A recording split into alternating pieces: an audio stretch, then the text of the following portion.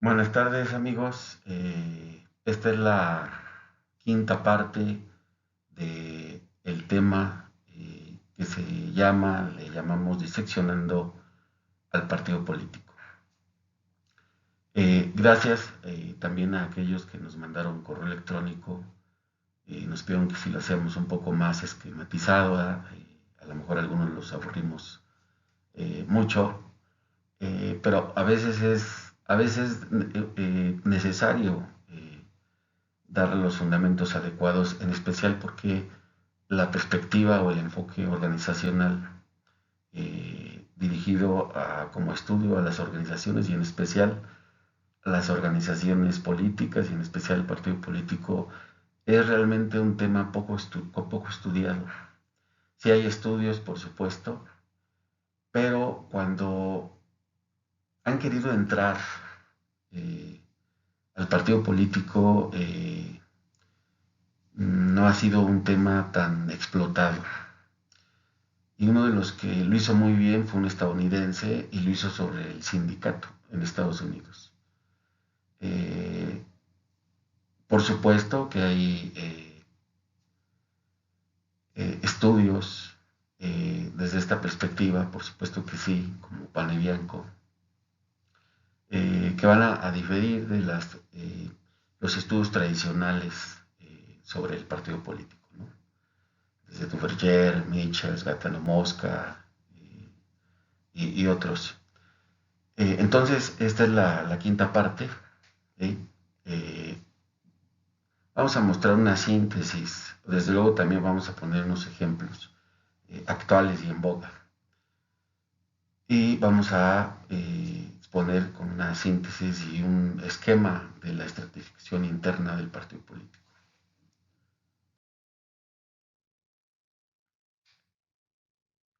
Aquí vemos en esta presentación, desde luego no están todos ni toda la historia de los partidos políticos en México, ¿verdad? Ni nada por el estilo. Están algunos de los principales y más representativos, como es el PAN, el PRI, PRD, PT, Movimiento Ciudadano, Verde y por supuesto el partido en el poder, Morena. Bueno, en este esquema, eh, es un esquema que muestra desde el punto de vista de los estudios organizacionales a la organización conocida comúnmente como partido político, que es una organización, prácticamente, digo, con algunas variaciones que ahorita las vamos a mencionar, pero más o menos es un esquema general de cómo se estructura el partido político como organización. En el centro tenemos a los líderes o al líder, en específico al líder, y su primer círculo que lo rodea es el de codirigentes o dirigentes o aquellos que fundaron o cofundaron la organización. Hablo del líder desde un punto de vista unipersonal, la persona, porque aunque, como ya decíamos en las anteriores presentaciones, de la 1 a la 4, eh, a veces tendemos a ver que hay un poder absoluto del líder en la organización, atendiendo a sus características específicas. Sin embargo, no tienen el poder absoluto, pero a nivel de la palestra política, de la lucha política, casi siempre identificamos en el partido político, en la organización, a un líder. Por ejemplo, Morena identificamos a Andrés Manuel López Obrador, quien es hoy presidente de los Estados Unidos mexicanos. Eh, en otros partidos igualmente identificamos al líder, ¿sí? Como principal, como figura principal. Por ejemplo, ¿no? Del Partido Acción Nacional, por ejemplo. a quién se le identificaba como el líder, por ejemplo, ¿no? A quién de su conjunto de líderes, codirigentes o fundadores, a quién se le identificaba más. Entonces, más o menos en el desarrollo de estas organizaciones se va a tender a identificar a uno o varios, o en determinado momento uno va a obtener mayor relevancia que otro, o que en competencia con los demás, va a ser más representativo o va a tener más beligerancia en la organización. Alrededor de este segundo círculo está el círculo de los arribistas. Es decir, y esto es importante porque en determinados estadios de desarrollo del partido político, dentro del desarrollo sociopolítico de toda sociedad, va a aumentar este nivel de arribistas de un partido hacia otro, o sea, de una organización política hacia otra, y luego de esa hacia otra, y van a estar en constante movimiento. En especial cuando un partido desarrolla, ¿verdad?, la capacidad, en este caso, de llegar al poder, de ser el partido en el poder de determinado país. Y mientras más exista una relación de dominio frente a otras organizaciones y de que éstas se enfrenten a un ambiente de debilitamiento de preferencias, la organización que desarrolla o que va a desarrollar un dominio sobre otros espacios va a tender a aumentar ese fenómeno que vemos de que muchos empiezan a brincar del barco, ¿no? Bueno, esos arribistas no son cualquier tipo de arribistas, es decir, las negociaciones que lleva a cabo el líder, ¿sí?, y su primer círculo con otras organizaciones, de recibir a determinados líderes de otras organizaciones por la posición que ocupaban, por el arrastre político coyuntural de recibirlos. No nada más es por recibir a la persona por una parte, sino por la otra porque atrás de esa persona individual están sus seguidores. Entonces, ese círculo de arribistas, ¿sí?, es decir, de interesados que persiguen su interés y su satisfacción personal y que lógicamente también trae un grupo de seguidores, lo vamos a ver en varios ejemplos, como lo hemos visto ahorita, ¿no? Por ejemplo, el último, el más actual, es el candidato del PAN, eh, que se quedó molesto, que se quedó despachado emocionalmente porque él no fue el candidato eh, del, del frente como candidato a la Ciudad de México y propusieron a otros por una negociación de cúpula, ¿no? Ahora sí que del otro líder, del otro partido y del otro partido, junto con su primer círculo, decidieron quién iba a ser el candidato. Entonces, este líder, que era el alcalde, ¿verdad?, de una de las alcaldías de la Ciudad de México, decide, bueno, pues si no me toman en cuenta lo que yo creo que represento, entonces mejor me voy, ¿no? Y desde luego que se va a ir a otra organización política que lo va a recibir, obvio, bajo cierta negociación. Bueno, él representa bien esta parte de actores que se denominan en esta parte como un sector de los arribistas. Pero este fenómeno no es porque se trate en este caso de los panistas, se da en todos los partidos, ¿sí? Incluso en Morena está el caso de Marcelo Ebrard, que no le dieron la oportunidad, que no le respetaron las elecciones, que no se respetó el proceso interno, lo que sea, pero al final él creía, en el sentido del deber ser el elegido. para ser el representante, el próximo candidato a la presidencia de la República por el Partido Moreno. Entonces, si se fijan aquí, hubo un proceso de negociación interna en donde la cúpula, el líder o su conjunto de codirigentes o cofundadores, eh, desarrollaron la capacidad, se denomina el incentivo, para coercionarlo y al mismo tiempo ofrecerle un incentivo, que no sabemos hasta ahorita cuál es, para que no se fuera, para que no abandonara la organización y él a la vez quedarse, subordinarse, pero quedarse, no ejercer su libertad, quedarse para obtener un incentivo. Aquí también lo vemos muy bien. Es decir, no me voy, estaba por irse, pero no me voy y prefiero quedarme. Entonces, se quedó en la misma organización. Si le hubiese llegado a otra organización, pues igual está dentro del sector de los arribistas.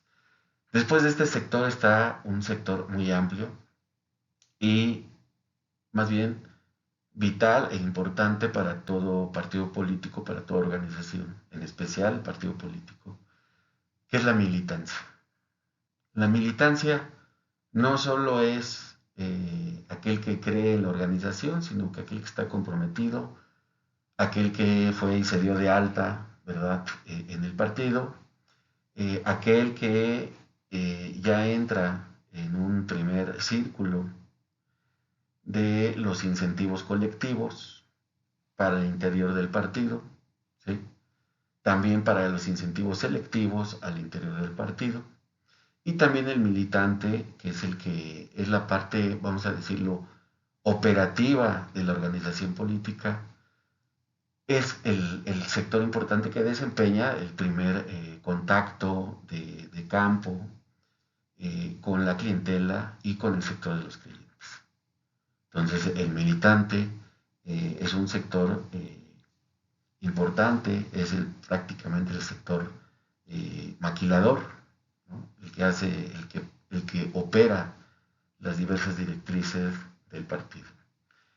Después de la militancia encontramos a un amplio sector que es la clientela política, y la clientela va a estar definida como aquellos que sí votan por el partido, ¿sí? Les llaman por ahí el voto duro, pero también entre ese voto duro, representado como el que está convencido, es el primer paso para acercarse a la militancia de un partido. Interactuar con incentivos colectivos para el ambiente como clientela. Y fíjense que aquí un tema realmente importante que debería de ser propuesto por los partidos en el Congreso es que aquel ciudadano que recibe una asistencia social, ¿sí?, obviamente debe de estar registrado, debe de llevarse un registro, pero debe de quedar exceptuado de votar. ¿Por qué?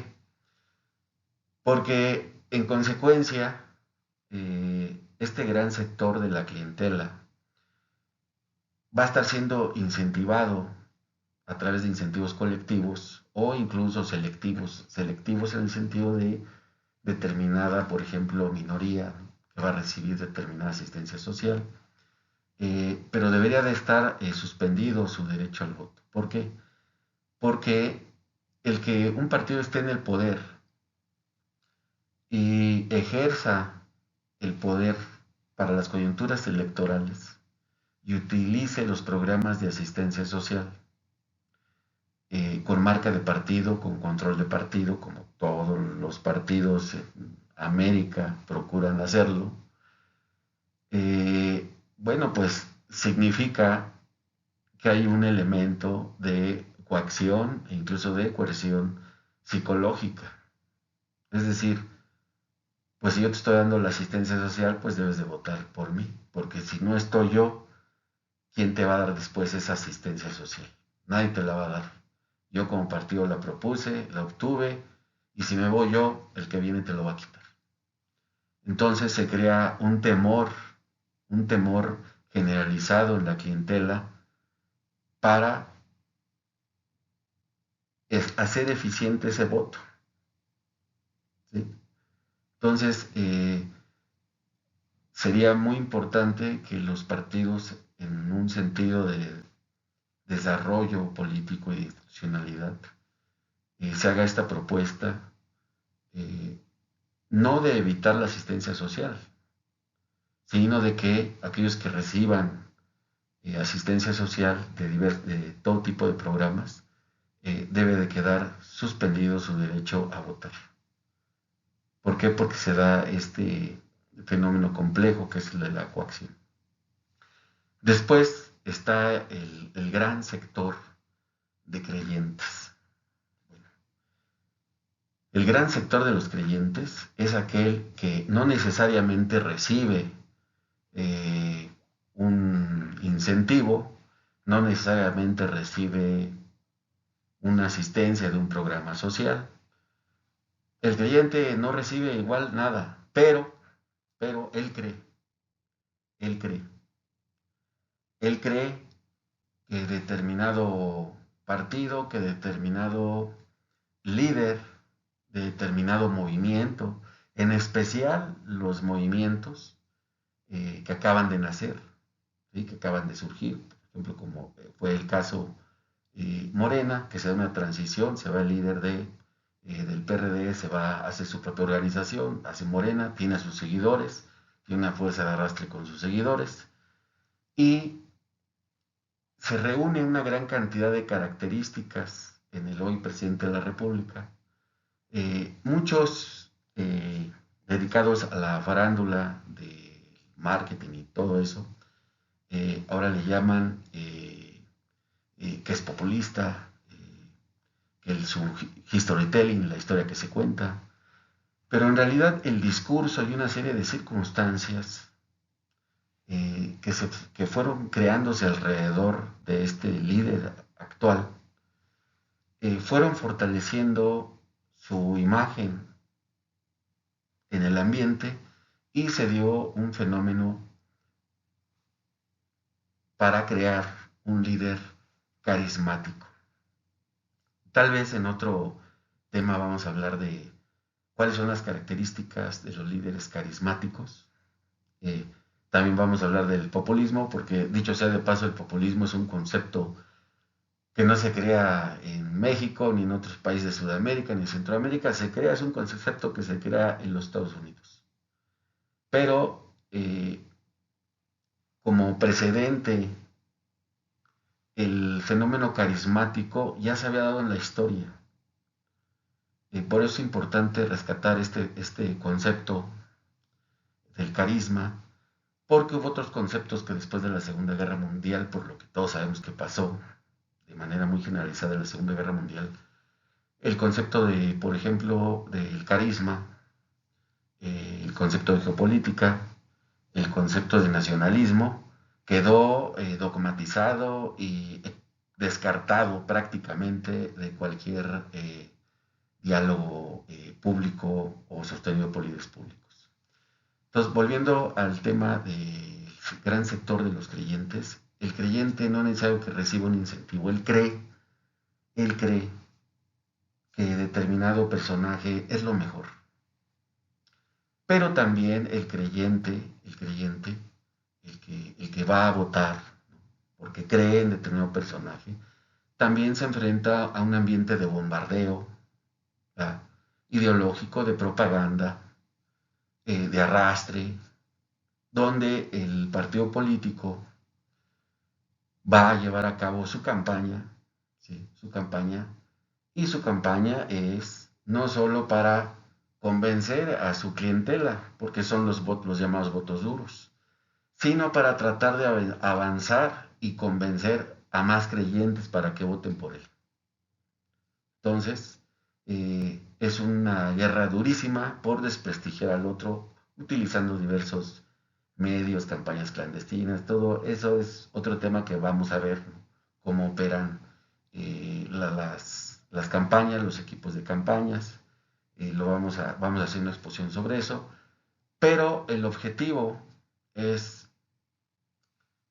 desprestigiar al contrincante, al competidor, y fortalecer la apreciación, la interiorización de lo que significa mi candidato.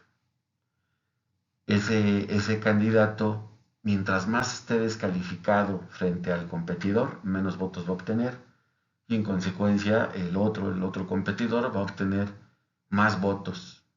¿Por qué? Porque la gente creyó en él. No que razonó, porque realmente cuando se habla del voto razonado, es una falacia de la opinocracia de todo país.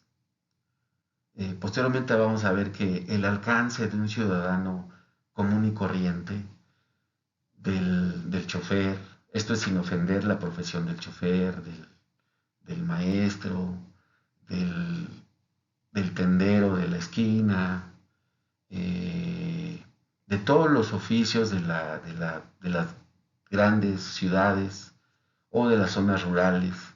Realmente el ciudadano no se detiene realmente a investigar, a cuestionar, porque requiere de toda una inversión de tiempo, de aprendizaje, de infinidad de factores.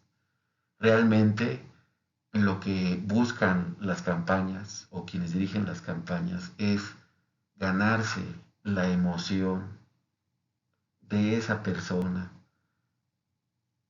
para que vote por nuestro candidato.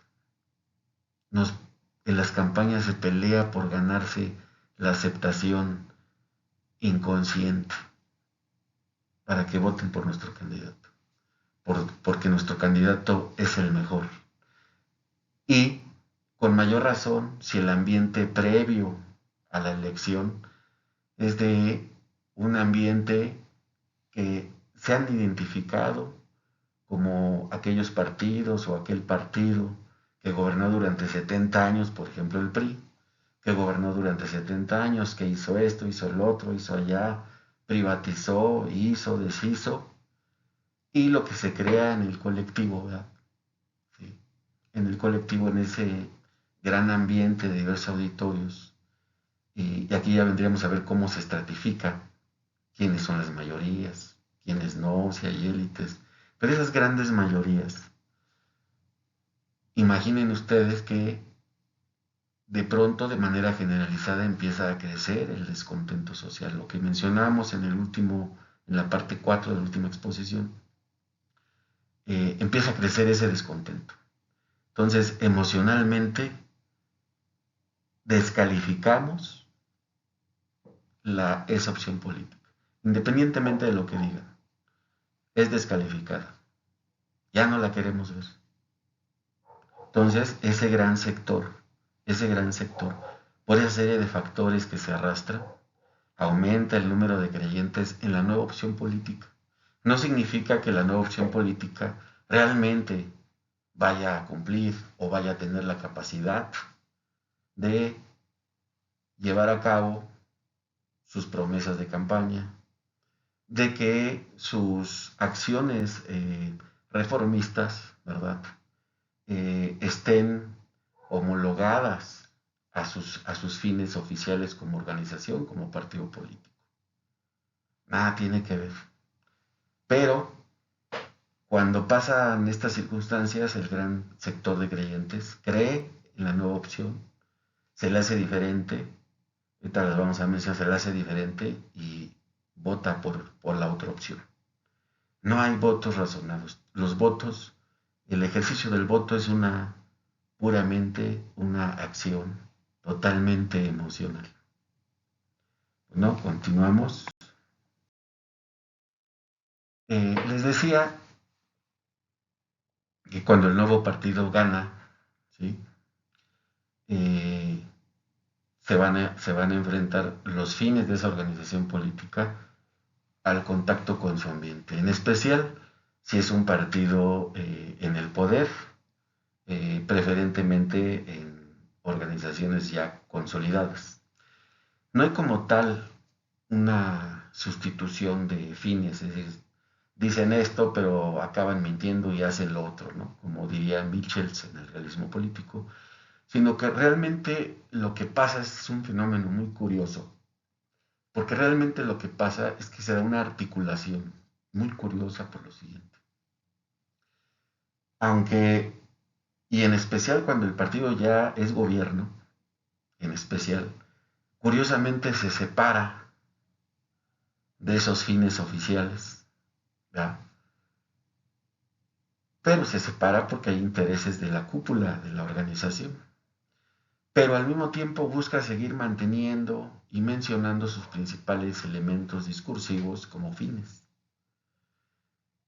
De tal manera que la transformación que se da en estas organizaciones, en la mayoría consolidadas, ojo, pasamos de primero tener una ideología totalmente manifiesta, con objetivos explícitos y coherentes, y mucho más en la fase de competencia, como son las campañas, en donde la nueva opción tiene las soluciones para todo tiene las soluciones. Y luego llegamos a un proceso en donde los objetivos se vuelven latentes, se vuelven implícitos y llegan a un nivel contradictorio. ¿Cuál es el resultado? El resultado es el siguiente. Vamos a ver porque esto es muy curioso y se da, no se ha dado, se da, todavía se da en varios procesos políticos en donde el principal partido se hace gobierno, ¿verdad? Y se enfrenta en ese proceso en especial, si es un proceso de cambio, o si es un proceso largo continuado, por ejemplo, como el PRI que duró 70 años, crean un decálogo permanente. Se pasa de la coherencia entre los fines oficiales y el comportamiento de la organización, se pasa a una selección específica de aquellas acciones, es decir, casi privadas, que vayan acordes con los intereses de la cúpula, pero también acordes a la estabilidad del partido. Entonces se busca construir un discurso que reafirme constantemente los fines oficiales. De tal manera, porque esta acción va a depender la identidad colectiva del movimiento. Es decir, no es tan sencillo que vamos a utilizar la categoría de izquierda, por ejemplo, que un partido de izquierda de pronto diga, oye, pues estamos haciendo está mal esto, estamos dando muy malos resultados. Hay que hacer completamente de un plumazo lo contrario. Curiosamente no. Curiosamente lo que se da es un fenómeno en donde siguen manteniendo, casi hasta el final, siguen manteniendo ese decálogo. Y siguen manteniendo, afirmando que es por la consecución de los fines oficiales de la organización. ¿Por qué?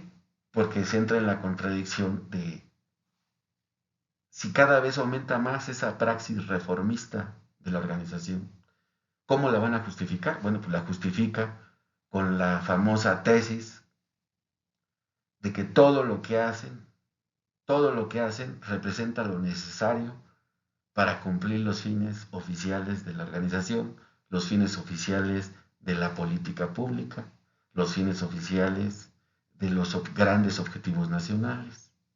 Es decir, el sacrificio que se hace y todo lo que hacen,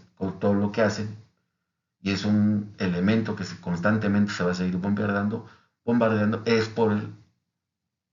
más bien por la finalidad de hacerlo por el bien común, de hacerlo por los pobres, de hacerlo por el avance, de hacerlo por la libertad. Los conceptos en el discurso pueden variar, pero la conducta es la misma. Cada vez que la organización incrementa su praxis reformista, busca cómo justificar que lo que está haciendo es necesario. Esta contradicción en toda organización, en especial el partido político, y digo en especial porque ya decíamos en las anteriores presentaciones que una de las de los elementos característicos de la organización política, del partido político, es que cuando llega al poder, cuando se hace gobierno, pues gobierna para todos, ¿no? Diría Duverger, pues el partido es una parte, no es el todo, siempre va a representar una parte, siempre va a haber contradicción. Pero el partido político, eh, como organización, siempre está en una secuencia de encontrar un equilibrio, así como las formas que produzcan y su gestión va a dimensionar la estructura central de la organización o el modo en cómo esta se estructura. Si se fijan, en el caso de la posible salida de Ebrard, de Morena, ¿qué es lo que pasa? Que empieza a denunciar, empieza a organizarse, empieza a hacer acciones, o sea, entra en el ambiente de contraponer su libertad a los elementos de construcción de la organización y de pronto nos damos cuenta que al final la estructura organizativa lo logra coaccionar, ¿sí? Este equilibrio en un ambiente va a mostrarse con mayor repercusión cuando representa la actividad un parteaguas de cambio y no de continuidad. O sea, ¿qué es lo que pasa cuando, vamos a poner el ejemplo del PRI en México, 70 años, ¿no? Entonces iban muy bien. Después vamos a hablar en específico sobre el partido y el sistema político, en otro tema, pero va sexenio tras sexenio, ¿no? Y de pronto, pues llega un parteaguas, un elemento de cambio, ¿sí? Y llega otro partido. La organización del partido político representa este parteaguas de cambio y no de continuidad en específico, a menos que exista una prolongación de la constante praxis reformista, como en el caso, por ejemplo, del PRI. Cuando esta continuidad reformista llevó al agotamiento político del sistema político del mismo partido, bueno, vamos a ver estos ejemplos. Por ejemplo, en México, el cambio con la llegada de la izquierda PRD Morena representa ese parteaguas, ¿no? Y vemos un discurso que también lo representa y además los fines de la organización. También lo vemos, por ejemplo, en el caso en los Estados Unidos, en el caso de Trump, un republicano calificado como de derecha, en la antepasada administración, en esta no se religió, pero tal parece que se va a volver a proponer en la otra, calificado como derecha, ¿no? Él también representa un cambio, y ese cambio deviene por el agotamiento de las administraciones previas. También vamos a ver, por ejemplo, este cambio en El Salvador, con la llegada de Gran Alianza por la Unidad Nacional, calificado como de derecha, ¿sí? Donde está el actual presidente, y calificado como derecha, es decir, llegó a esta organización, calificada como derecha, y es con la que gana la presidencia. Previamente estuvo en otras calificadas de izquierda, que tenían esa categoría como de izquierda. En Argentina, que es el caso más actual, llega Milei, del Partido Libertario y el Frente de Libertad Avanza, calificado como de derecha o de extrema derecha. Si se fijan, estos cuatro ejemplos representan un parteaguas de cambio. Y en específico, curiosamente, en este cambio, los líderes, por ejemplo, Milei, por ejemplo, Bukele, por ejemplo, Andrés Manuel, el presidente de México, y Trump, se da esta ruptura de cambio. Fíjense que curiosamente aquí sucede algo importante, porque el impulso de su personalidad, de su carisma, de la manera en cómo crece esa naciente organización, ¿verdad? Que es prácticamente nueva, por ejemplo, en el caso principalmente de Milei y de México, que es Morena, y prácticamente nuevas, dan ese impulso y ganan. Y como esta organización nueva, que son nuevas, relativamente muy nuevas, se van a enfrentar a dos problemáticas. Primero a la interna, pero también a la externa en el ejercicio de gobierno. Eso es lo importante porque desde luego que la organización está en un proceso de institucionalización cuando se hacen gobierno. El ambiente al que se van a enfrentar estas organizaciones es lo que acabamos de mencionar, porque la organización se va a enfrentar a la satisfacción de sus intereses cupulares, eh, la manera en cómo van a distribuir incentivos, pero también se van a enfrentar a la praxis reformista y se van a enfrentar a la situación de que los resultados que den sí se conecten con lo que se espera de ellos, ¿sí? Por ejemplo, porque es una situación eh, de psicología social, el electorado espera que lo ayude el nuevo líder que ganó el gobierno, independientemente de si ese líder tiene las dos cámaras y las controla. Esto ya depende del sistema de partidos de cada país de manera en específico, pero en términos generales, aunque lo desconozca el electorado, ¿sí? Va a esperar que le resuelva la problemática social que se vive. Todo lo que tenga que hacer el partido en el poder, como la praxis de reformas, de modificación de leyes, eh, va a tener que ver forzosamente con si éstas empiezan a provocar no una satisfacción en la colectividad, sino una insatisfacción. Porque ya habíamos mencionado en anteriores presentaciones que una de las importancias de la organización política, el partido político, es que la política, no en términos generales, sino en términos específicos, es en donde la toma de decisiones tienen un efecto para la colectividad. Esa es una de sus principales características. No basta si es de derecha o si es de izquierda. No basta. Bueno, vamos a darle las gracias. Es el fin de esta exposición. Continuaremos próximamente con el siguiente tema sin maniqueísmos, que es qué es la izquierda y qué es la derecha, cuáles son sus verdaderos alcances, cómo surge esto de izquierda y derecha, y que si esos son los conservadores, que si son los liberales, que si es el otro hizo eso, pues yo voy a hacer lo contrario, porque yo creo que eso es lo que va a dar solución, pero al final pasa lo que comentábamos, ¿no? O sea, no olvidemos que los fines de la organización eh, tienden a separarse de los fines literalmente de la cúpula, de los intereses cupulares.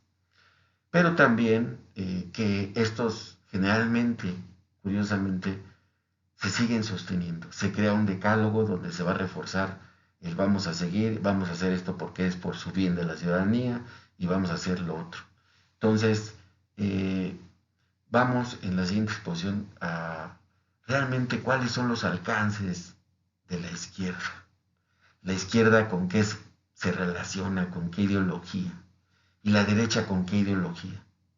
Y realmente si alguien llega de derecha, ¿nos va a resolver el problema? Si es de izquierda, ¿nos va a resolver el problema? ¿Qué debería de exigir el ciudadano? ¿Que sea de izquierda? ¿Que sea de derecha? Porque sabemos que los de derecha resuelven los problemas, sabemos que los de izquierda los resuelven también. Para terminar esta presentación y agradecerles sus correos electrónicos, eh, el ciudadano no debe de exigir ni caer en el juego de las izquierdas y las derechas. Realmente yo creo que la ciudadanía ya está cansada de este juego maniqueísta y debemos de exigir, no si es de izquierda y de derecha, lo que debemos de exigir es que haya controles institucionales, que haya división de poder, que haya fiscalización, que haya rendición de cuentas, que haya transparencia, pero que además cada personaje, cada actor de la política o político, aquel que le interesa un escaño en la política, un cargo en el gobierno, pase por controles, pase por controles. Que aquel que recibe una asistencia social no quede coaccionado por el voto. Si ya está recibiendo una asistencia social, debería de suspenderse su elección de voto. ¿Por qué? Porque se está coaccionando. Hay un elemento de coacción no solo subliminal, sino totalmente abierto. ¿Sí? No solo es psicológico, sino ya es abierto y ha sido así. Entonces, las nuevas exigencias que creo yo que el ciudadano tiene que hacer es que no queremos una izquierda y una derecha. Queremos que haya transparencia, rendición de cuentas, división de poderes, que haya equilibrios institucionales, que haya también requisitos para aquellos que van a ocupar cargos políticos y cargos públicos, que pasen por diversos exámenes. Pasa por más exámenes un pobre policía municipal que un diputado, que un gobernador, que un senador. Nos han estado mintiendo. Gracias, es todo. Continuamos para la próxima presentación. Gracias.